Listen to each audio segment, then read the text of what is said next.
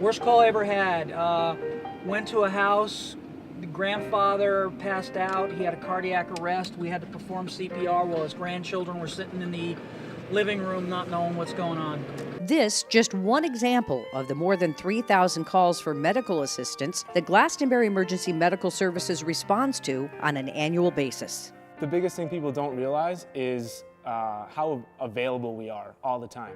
When this service started, people were here responding from home, people were responding from their jobs. Now it's 24/7 in-house all the time in town. Glastonbury Volunteer Ambulance Association, as it was called, has been in service since June of 1957. In December 2014, paperwork was submitted to become Glastonbury EMS, giving them the ability to provide emergency medical pre-hospital care when needed, as well as CPR and first aid training.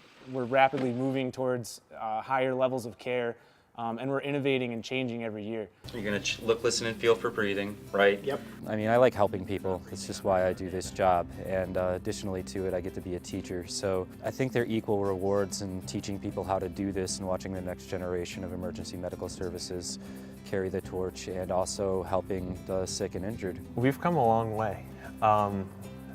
As I started off many years ago, I rode with a lot of people who were in this department when they were just a 1 or 2 truck company. And we literally have doubled the size of our fleet, and our call volume has definitely improved. I've known this organization growing up.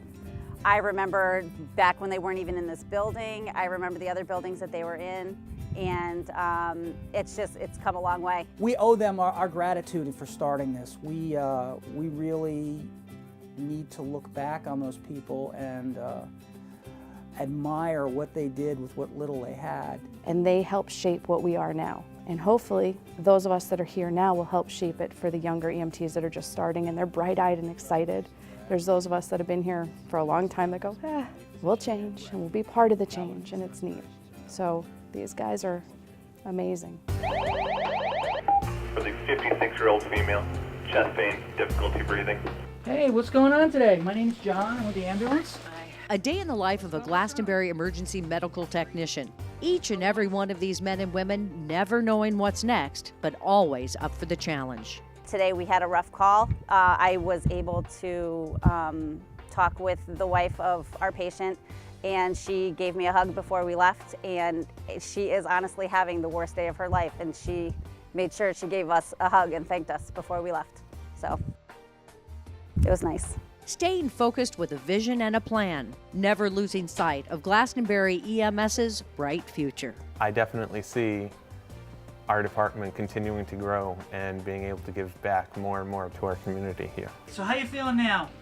Still the same? A hand on the shoulder, holding hands with someone, sometimes is more important than starting an IV or giving them medicine. But at the end of the day, we're the ones that are going to show up with the gear to save your loved one, to save your life when time matters. And when you're having your worst day, we're going to be the ones that are there to get you through it and get you to the doctors that you need to see.